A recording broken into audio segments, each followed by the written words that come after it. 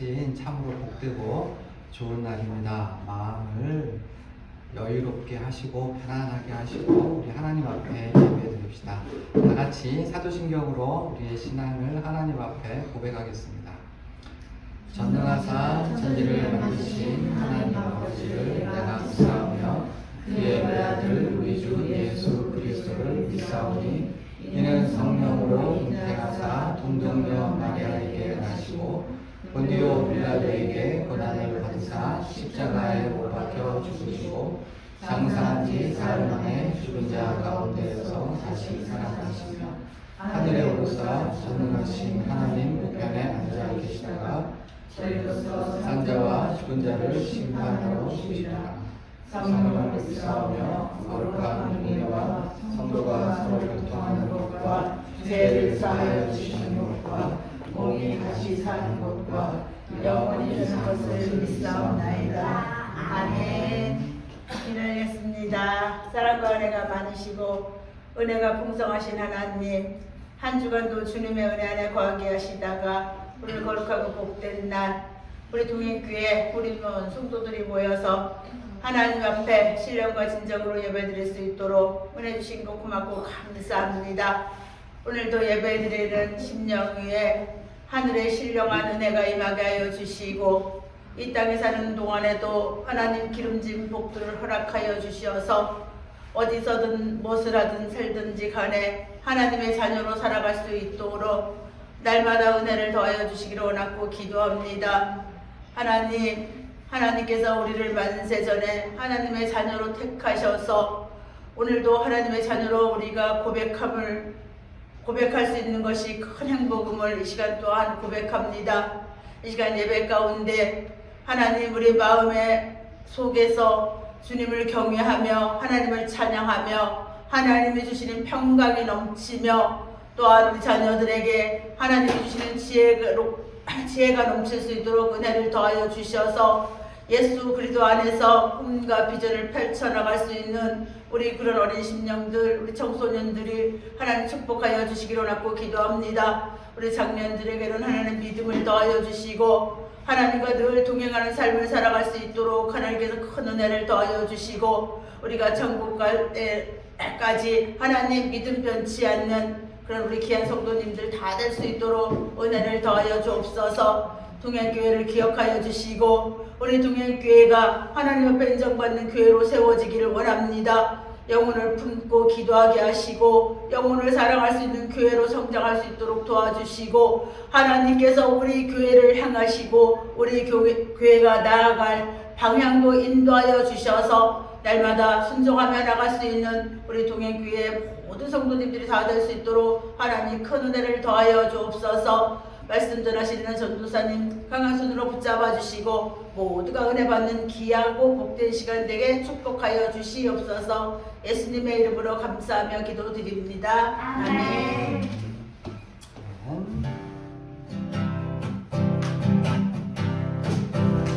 십자가 공경되어서 예수를 따를 때 무서워하는 마음으로 주를 모른 죄악한 나의 주 그리스도 나를 속량했으니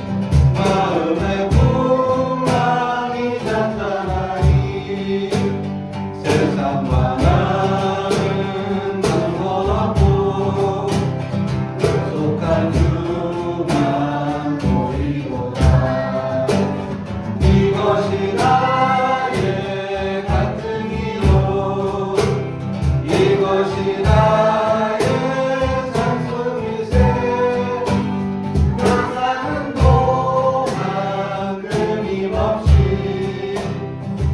주를 찬송하리로다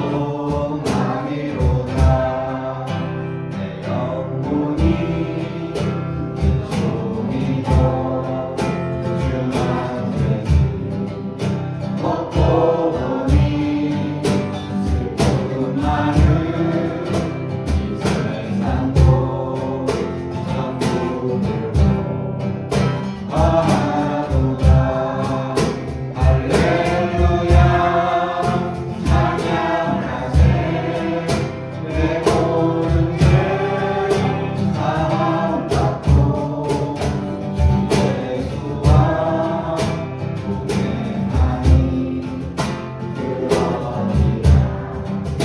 하늘나라. 오늘 봉독할 하나님 말씀은 창세기 35장 27절입니다. 야곱이 기럇 아르바의 마므레로 가서 그의 아버지 이삭에게 이르렀으니 기럇 아르바는 곧 아브라함과 이삭이 거류하던 헤브론이더라.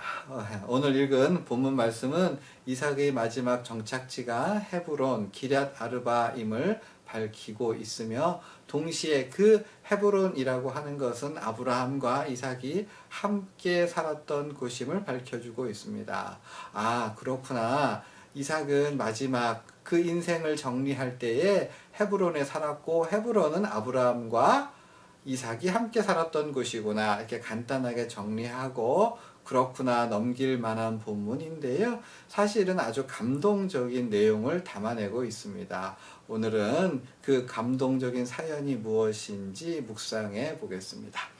하나님께서 아브라함에게 나타나셔서 너는 고향 친척 아버지의 집을 떠나 가나안 땅으로 갈 것을 명령하셨죠. 그 명령에 순종해서 가나안 땅에 왔고요. 어디에서? 헤브론에서 터잡아 살게 되었습니다. 헤브론에 살 때 하나님께서 다시 또 나타나셔서 큰 복을 주실 것을 약속하여 주십니다. 그래서 아브라함은 그 헤브론에서 열심히 살았는데 그만 먹고 살기가 너무 어려워졌어요. 그래서 아이고 여기 살았으면 좋겠지만 먹고 살기 힘드니 조금 남쪽으로 가보자 해서 간 곳이 바로 부엘세바가 되었습니다. 부엘세바에서 열심히 농사짓고 소, 양을 키우면서 살았는데 100세가 되던 해 드디어 하나님께서는 아브라함의 마음에 소원, 평생의 수건을 이루어 주셨으니 그 사랑하는 아내 사레의 태를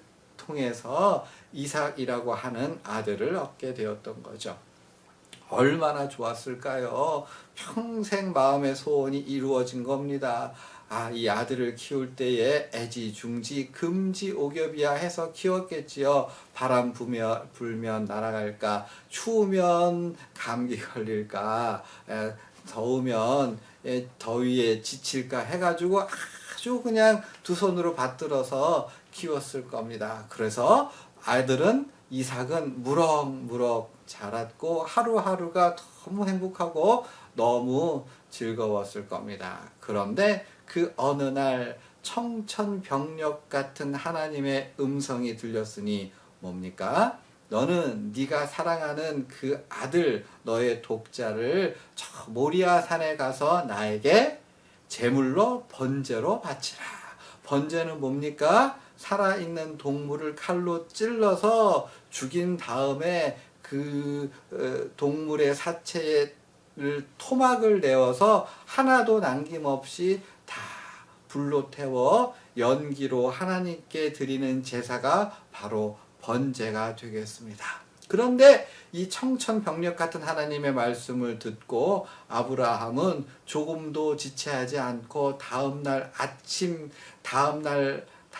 새벽같이 일어나서 아들을 데리고 3일 길을 숨도 쉬지 않고 달려갑니다. 그리고 그 모리아 산에 올라가서 바닥에 나무를 깔고 그리고 그 위에 자기 사랑하는 아들 이삭을 올려놓았으니 두 손을 묶고 두 발을 묶었어요. 그리고서는 두 손에 칼을 들고 그 아들을 죽이려고 했던 거죠. 손을 들어가지고 죽이려고 할 때에 그러니까 그 밑에 있었던 아들은 이게 뭔 일인가 하다가 칼을 든 아버지를 보고 아이고 이전엔 죽었구나 하면서 두 눈을 꼭 감았던 바로 그때 하늘에 천사의 소리가 들렸으니 아브라함아 아브라함아 네가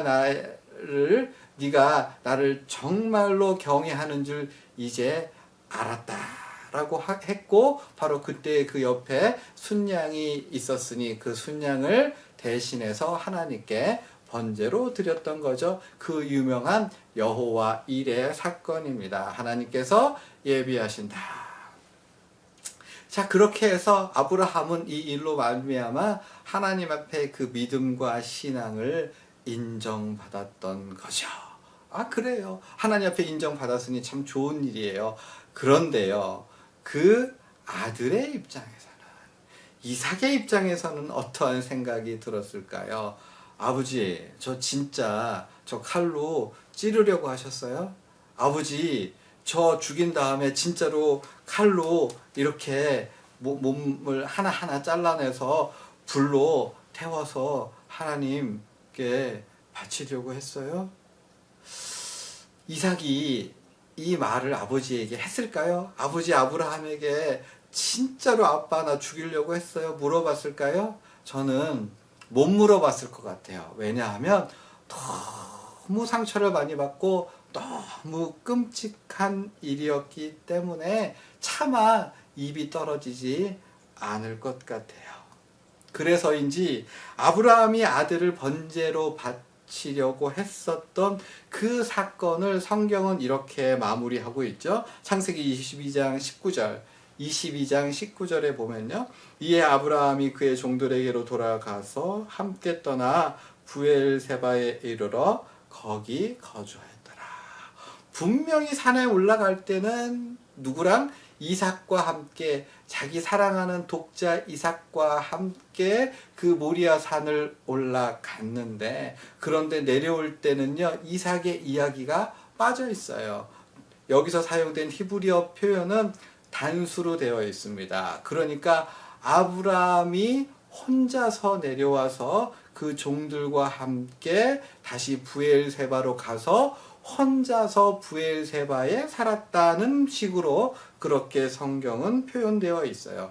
물론 아마도 이삭과 함께 왔을 가능성이 훨씬 높지만 그럼에도 불구하고 성경은 이렇게 아브라함이 혼자 왔고 혼자 부엘세바에 거주했다라고 함으로써 이삭과 아브라함의 마음에 벽이 생겼음을 시사해 주고 있는 거예요. 그러니까 집을 나올 때는 부엘세바에서 나올 때는 너무나도 친한 부자 관계였지만 부자 간의 유친이 있었지만 집으로 돌아갈 때에는 서먹서먹한 남남처럼 그리고 깊은 상처가 그 둘 사이를 가로막게 되었다는 것입니다. 실제로 아브라함의 아들 이삭은요 더 이상 아버지와 함께 살지 않아요. 아버지와 결별해요. 아버지 재산 받을 때랑 아버지 돌아가셨을 때랑 그리고 아버지가 중매해서 장가 갈 때만 아버지를 잠깐 본 것 외에는 아버지와 따로 떨어져서 살아요. 성경은 이삭이 어디 살았는가를 말씀해 주고 있는데 바로 그 장소는 그 유명한 부엘 라헤로이, 여기 그림에 보시면 부엘 라헤로이라고 하는 곳에 살아요. 그러니까 어릴 적에 엄마 아빠와 추억이 가득한 부엘세바에서도 살지 아니하고 하나님께서 아브라함에게 약속하셨던 그 언약이 기념되는 헤브론에서도 살지 아니하고 저 멀리 남쪽 부엘 라헤로이라고 하는 곳에 살아요. 여기는요, 살기 좋은 곳이 아니에요. 비도 잘 안 오고요, 강도 없고요, 농사를 지을 수도 없는 척박한 황야 지역이 되겠습니다. 날씨가 좋지도 않은 곳입니다. 그런데 왜 여기 살아요? 사연이 있죠. 뭐냐 하면 예전에 아브라함과 사라가 헤브론에 살았을 때에, 하나님의 언약의 장소인 헤브론에 있을 때에 아브라함과 사라의 믿음이 부족해서 첩을 들인 적이 있어요.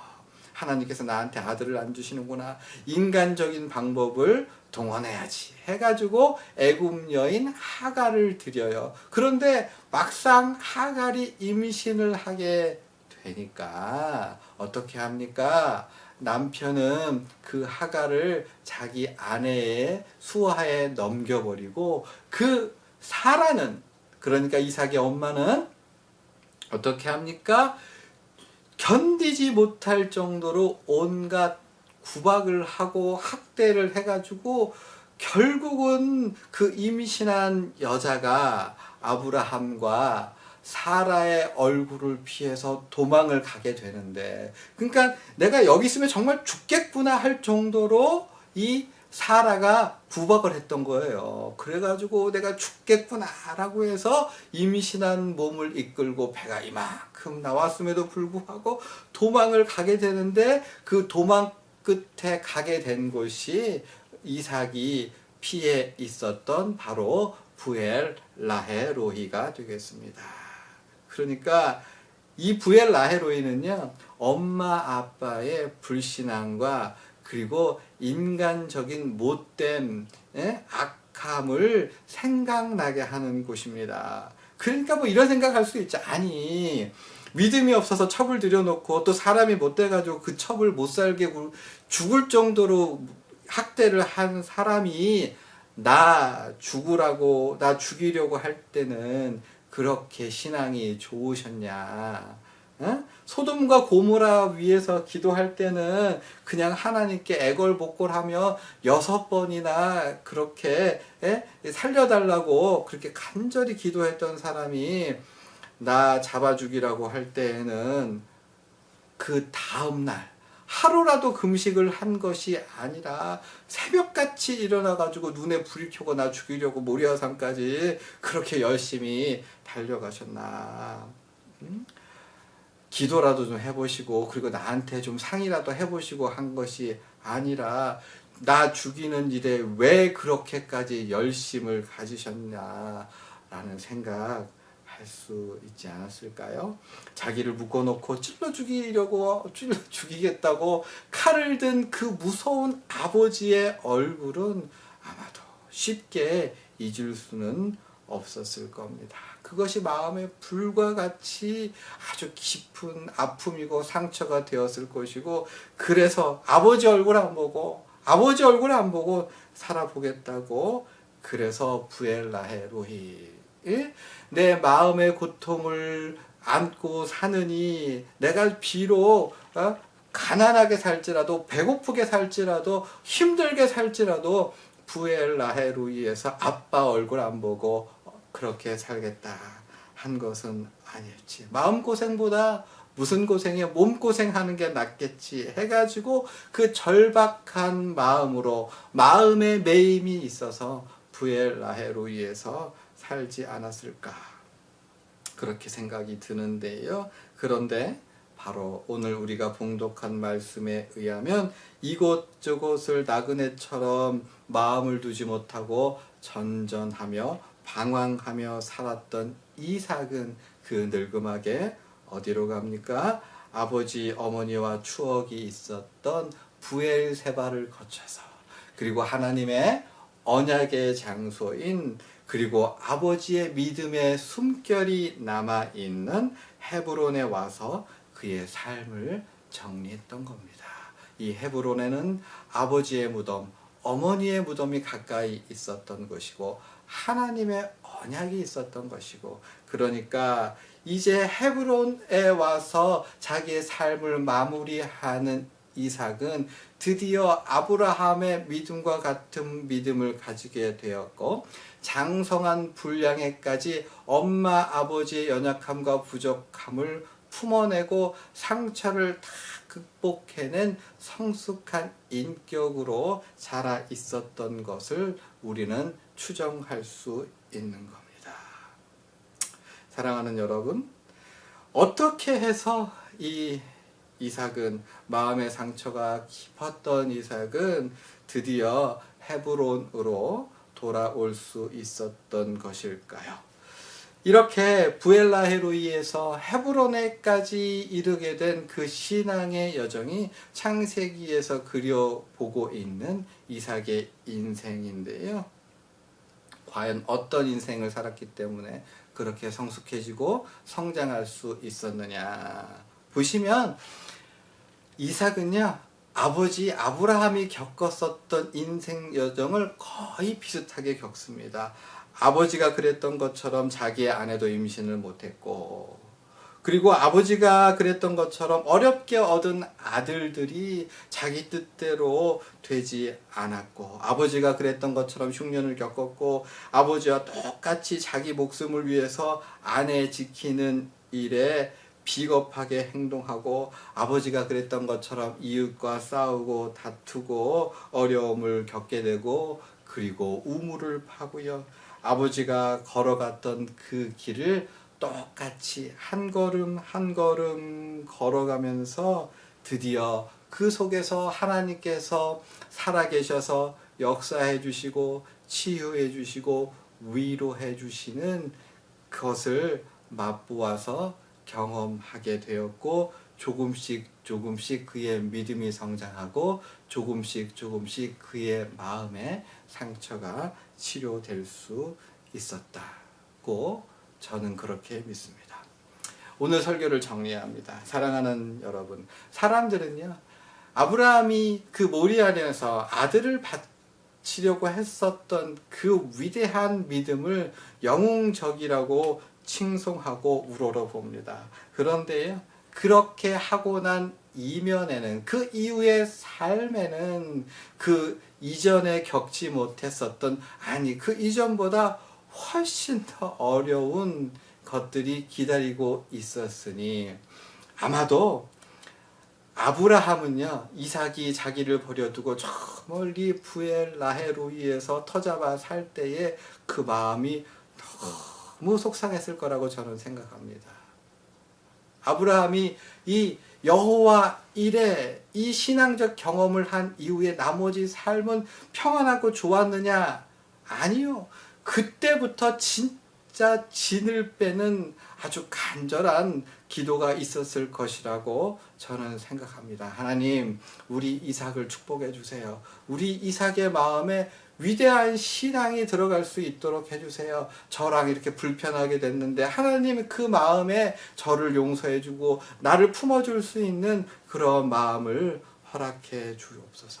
물론 아브라함은 이삭이 완전히 돌아오는 모습은 보지 못합니다만, 아브라함이 죽은 후에라도 그의 기도는 헛되지 아니하여서 결국 아버지의 신앙의 숨결이 있었던 바로 그곳 헤브론으로 이삭은 찾아왔었던 거죠. 그렇게 아브라함은 이 여호와 이레의 사건 이후에 죽을 때까지 아주 열심히 간절하게 기도했을 것이고, 뿐만 아니라 이삭 또한 아브라함의 아들로서 살아가는 것이 쉽고 만만하지는 않았을 겁니다. 가슴에 무겁고 불처럼 뜨거운 돌을 안고 살아간 것이 틀림이 없지요. 믿음의 길, 신앙의 길이란 결코 편하고 만만한 길이 아닙니다. 나만 그런 것이 아니라 타락 이후에 모든 인생은 그렇게 다 한 사람 한 사람이 힘든 싸움을 하고 있습니다. 그럼에도 불구하고 최후의 승리가 보장되어 있음을 믿고 우리 같이 서로 위해서 기도하면서 믿음의 길을 감사함으로 두렵고 떨림으로 살아갈 수 있는 저와 여러분 되기를 바랍니다. 아멘. 우리 예수님 가르쳐주신 기도로 예배를 마치겠습니다. 하늘에 계신 우리 아버지여, 이름이 거룩히 여김을 받으시오며 나라가 임하시오며 뜻이 하늘에서 이루어진 것 같이 땅에서도 이루어지이다. 오늘 우리가 우리에게 죄진 자를 사하여 준 것 같이 우리의 죄를 사하여 주시옵고 우리를 시험에 들게 하지 마시옵고 다만 악에서 구하시옵소서. 나라와 권세와 영광이 아버지께 영원히 있사옵나이다. 아멘.